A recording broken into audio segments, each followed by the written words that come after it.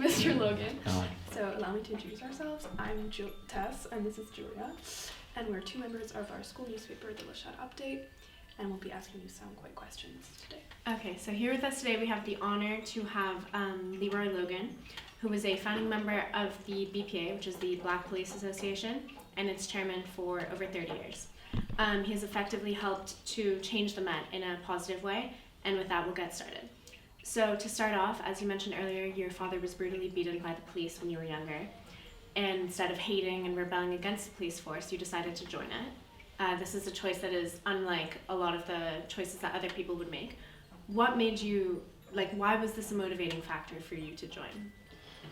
Well, I was a scientist and I was working at the Royal Free Hospital in London, and I actually been befriended by local officers in Hampstead, and that I started to see the positive side of policing because my experience earlier was very negative. However, I spent a certain amount of time in Jamaica where I saw black officers, and so I knew policing was, for everyone, especially law and order. So I'd already seen that, and then obviously while I was I decided to apply, and I didn't say it to many people other than my wife and very, very close friends, but not to my father, because he wanted me to be a scientist and continue to do medicine and stuff. So, but when the assault happened and I saw the impact on us as a family, I knew I had to ensure it was we turned around that negative into a positive. And I couldn't see any other way than to still join. I could see that I had to challenge from within. I couldn't allow my negative experience, knowing, it's just, I could be very anti-establishment. And a lot of people say, well, you say you love your father, but you still join the ranks of those officers who beat up your father. Well, we have different ways of reacting to these things. I think there was a positive way that I could do it by getting changes from within, even if it stopped one other person being brutalized in that way for no just cause. And I suppose the timing as well helped towards setting up the Black Police Association, so we could challenge on a larger scale. So on reflection, I knew that I had to do something. As they say, drastic times require drastic measures. So that was a drastic step.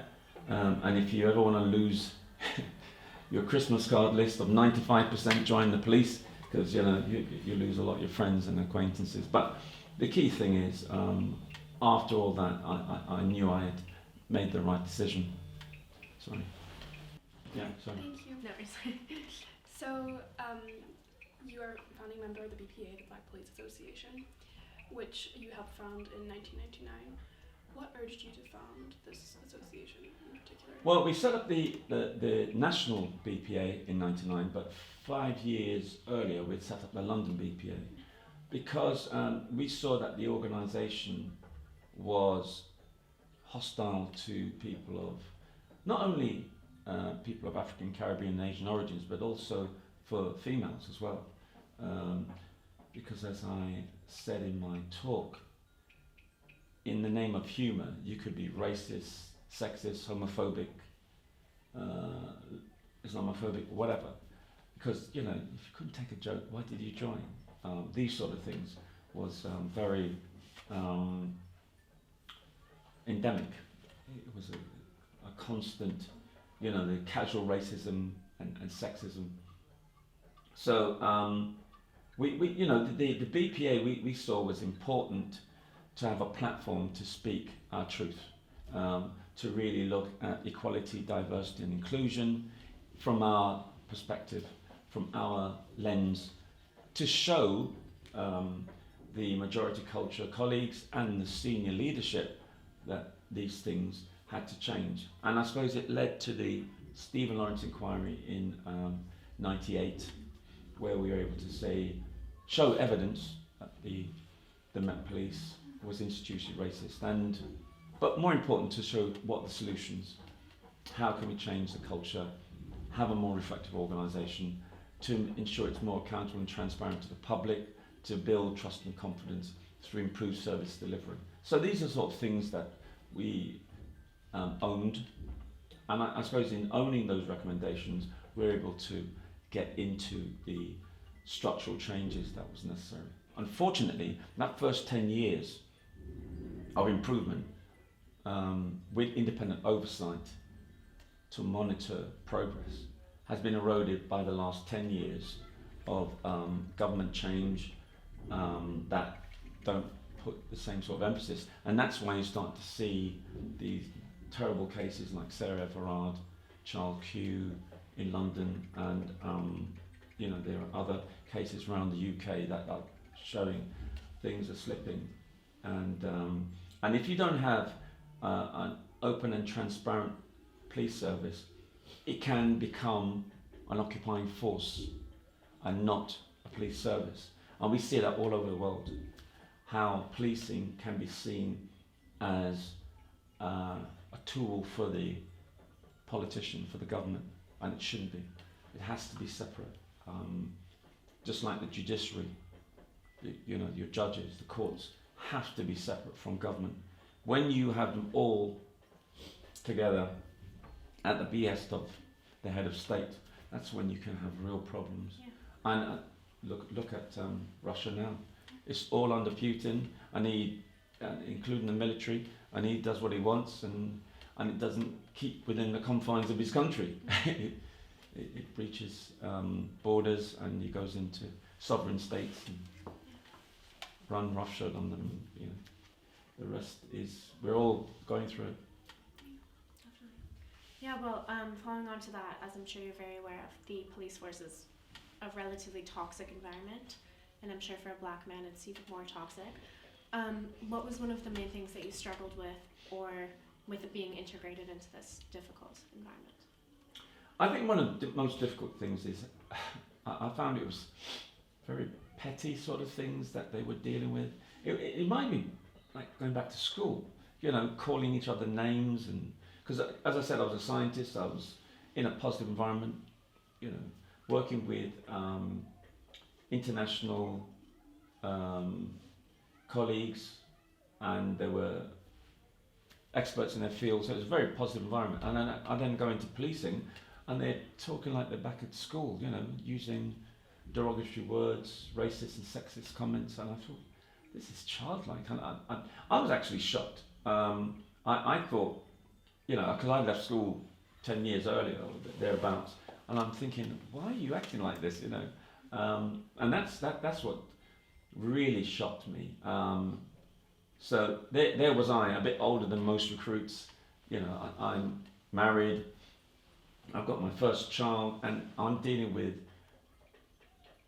not only youngsters but similar age groups who are just acting like children. It was like they've been stripped of their principles and values, and they've wedded themselves into this culture that seemed to dumb down their sort of appreciation of other people and how to treat people, and to understand the importance of respect and dignity. And I used to think, wow, well, if you can treat yourselves like that, it's no surprise you treat the public in the way that you do. Because the culture, especially in emergency services organisations, is so strong. It's difficult to challenge it, because sometimes it might affect your health and safety, especially if you're calling for backup, and you challenge those officers, the rogue ones, and they think, well, we're not going to come and help you. And as you may have seen in the film, it has implications that could affect your life, even life-changing injuries, or even losing your life. So that's where people get in fear, and then the whistleblowers who do speak out, like myself, are ostracised, are not supported as they should. So we need to ensure that the culture is more transparent, more accountable. Supervisors have to do their jobs, because that's the internal checks and balances to ensure that the organisation improves. And if someone does whistleblow, support them, because we need the good officers to call out the bad ones. If not, we're complicit by silence, and things just get from bad to worse. But yeah, I was shocked by how trivial and juvenile it was. And in a lot of ways it hasn't changed. But we have to keep going. You know, change is a constant. We can't think, oh, we tick that box, that's fine. You know, it's the human condition. We have to move with it and improve it. That actually falls on to the next question. So you were chairman for the BPA for 30 years. Would you say that you saw and you've seen any significant change over these 30 years? Well, I was actually a member for 30 years. I was chair, national chair and London chair for a number of years. But I think when we actually stood up for the evidence and data of what we saw as institutional racism, not only within the organisation, but also outside, how officers dealt with certain communities, we realised that we had to say it as it is. We couldn't just ignore it. But we knew we putting our heads above the parapet would be on someone's target.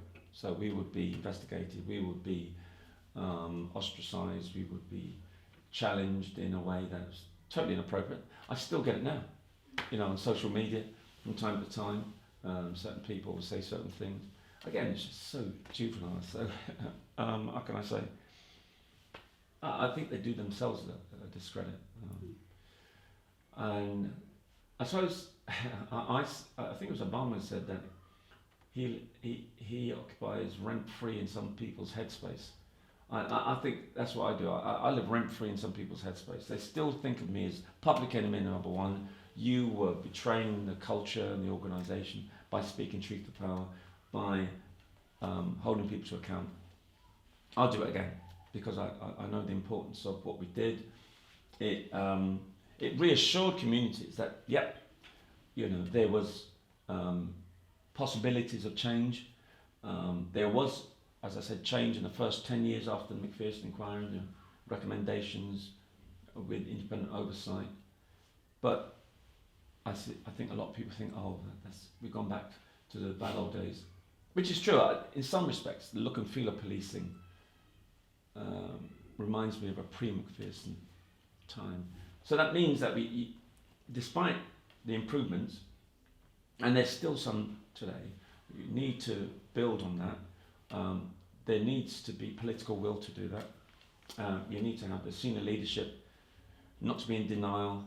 They need to acknowledge that things are wrong. They have to change the narrative, and of course hold people to account, and not just think, oh, you know, I don't recognise this, you know, sexism or racism, whatever. You need to be able to maintain that critical distance between you and your officers and police staff members. Otherwise, what's the point of being a leader? You need that ethical leadership, and I think that's what seems to be lacking at the moment, that ethical leadership to really make the changes, and I'm hoping that it will come back.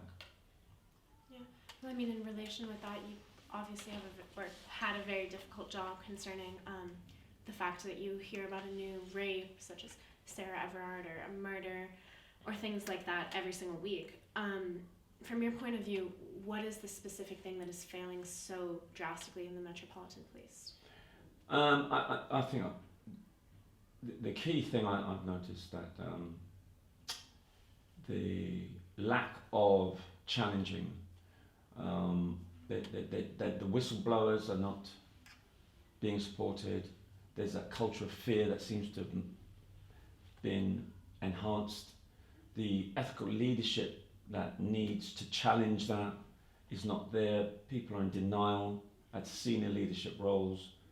They think, they become institutionally defensive, and they're there to just to protect the organisation and not not acknowledge its faults.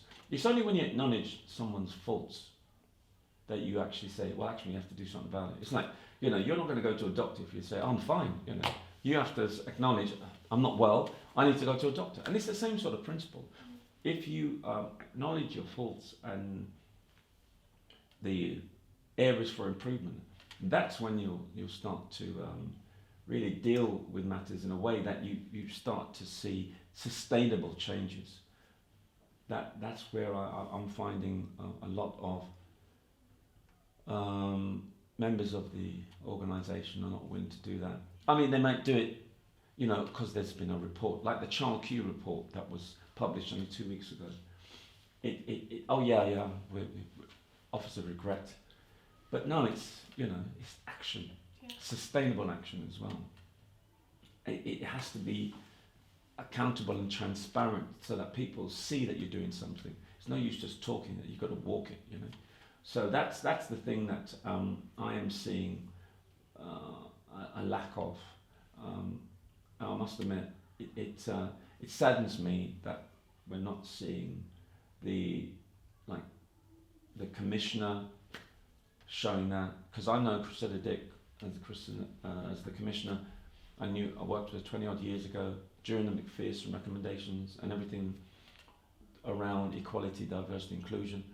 So I'm shocked to see how she's in denial. She's wedded to the culture to say that she cannot see racism or sexism. All is well in the organisation, which is ludicrous. You can't undermine people's intelligence by saying everything's great, and experience out in the street is totally different. It just doesn't make sense. So they shouldn't undermine people's intelligence in that way, and understand that the public are a lot more perceptive, especially as I said in my talk about that when the protector and the predator wear the same uniform. You can't say that you're there for me and then at the same time persecute me. That's what our young people in our Void Youth charity that I helped set up 20 odd years ago, they talk about being over-policed and under-protected every single time. And that has not changed. And I think the Child Q case is another case in point where that young lady was the victim of an illegal act of intimate search, which should have taken place anywhere, much less in a school, which should be the safest place to be. And here she is being traumatized in the most horrendous way, and the staff allowed it to happen. And those officers were, I believe, should be subject to criminal action. And hopefully those sort of cases will be dispensed into the bin of history, and we won't allow these things to happen again. Thank you. So the BPA was the first kind of association of its kind, so I can assume that maybe it started some controversy within your working environment. Did you ever feel pressure from colleagues or peers to not create this association? And if so, what gave you the courage to do so anyway? Well, I mean, what actually helped us was when we realised that we needed to structure ourselves with our constitution and objectives. That founder member meeting was so amazing. Everyone was on the same page. We knew, despite the challenges, we got to step up. So when you got that critical mass of people who are saying, listen, change has to come, we got to work together. And then we were able to learn from the experiences of our brothers and sisters in America. They set up the National BPA about 10 years before us, actually maybe 20 years before us. So we could learn from their experiences, because the themes are almost the same of, heavy-handed policing, how it plays itself out in the organisation. Even though they have positive discrimination, so they have a lot of senior black cops, but they're not making the changes because they again are wedded to the culture, and they perpetuate a lot of the negative impact internally and externally.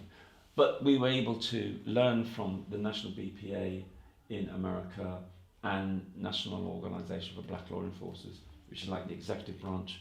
And so they really helped us to know what to call ourselves, and what we stood for, and to know that the evidence is already there.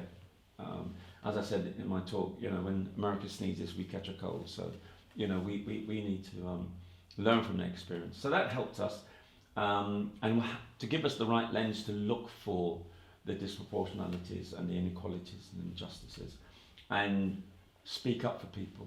Because we weren't there to be just self-serving for our members, we would speak up for other people outside the organisation as well, so community members. And I suppose that external facing and working with the community was one of our biggest strengths, because all the other staff associations just deal with their members internally. But we saw working with the community, so we have friends of the BPA, associate members from community groups, and so they bought into our organisation in a way that when we were subject to witch hunts and various other persecutions, they'll come to our rescue. I mean, when they investigated me for £80 hotel bill, which was totally misguided and inappropriate, that's why I didn't even go to the courts. I had so many community members who would say, Mr. Logan, we're praying for you, we'll be there at the court if it goes that far. And they really stepped up. I was absolutely. I say that in my book, Closing Rank. It really touched my heart to know that they were willing to support in that way, because they saw us as public servants, servant leaders who were stepping up, putting our heads above the parapet, and we were subject to a witch hunt. So that was really encouraging, and that sort of gave us the sort of incentive to keep going. And that's why the legacy of the BPA is still there. We've got some really excellent leaders, even now. On the way here, I was speaking to the current chair, and he's an amazing young man, and he wants to, understand how they can make things a lot more sustainable, the changes. Because each time you think, 10 steps forward, it's 10 steps back. We can't keep that going. And as I said, I don't want my grandchildren to go through the same injustices as previous generations. So that's what energises me. But as I said, with the child queue issue, young people are really stepping up. I think it's so important that they own it, buy into their communities, know that their roles and responsibilities, how they can change their environment and not become a victim of it. I think it's really important. Yeah. And just as you mentioned, you have recently published a book called Closing Ranks, My Life's a Cop, which, congratulations, by the way, it's very incredible. Thank you. Throughout the process of writing this book, did you discover something about yourself and the message that you wanted to convey? Yeah, I mean, the message is, if I can do it, anyone can do it. I think it was around resilience, around determination, around excellence is the best deterrent to set back or put in context those prejudices and preferences of other people. Don't be defined by them, and understand, the importance to give back. And as I said, earn, learn, and return. I think that's really important. And in learning, you have so much opportunities to absorb and accept difference, not in an adversarial way, but in a loving way. And understand that we're all international citizens. We're in this communication revolution. We can see so many things, and we shouldn't be defined by nationalistic views. But in the UK, we've been a victim of that. We know that other countries are going through war-torn areas because of nationalistic views. So we can't allow ourselves to be a victim of that. So the book was really just a spiritual journey. I mean, I could have written a book as a transactional book around leadership, and I was doing this investigation or that investigation. I just wanted it to be a relatable journey that most people can say, oh, okay, regardless of their background, their profession, their age, they can identify with it. And I must admit, I must try and get some. I've arranged for some books to be sent to you. So hopefully you can pick up That's great. from that. So, and then as I said in my talk, I want to be doing some organisational learning cultures. So hopefully the international school can be part of that process, because the person I'm working with, Lizzie Lowenstein, is a past student of the Vienna International School. So I think that's something that will foster those relationships. So hopefully that'll continue. Great. Thank you so much. I think with that we can conclude the interview. Yeah, great. Okay, thank you very much.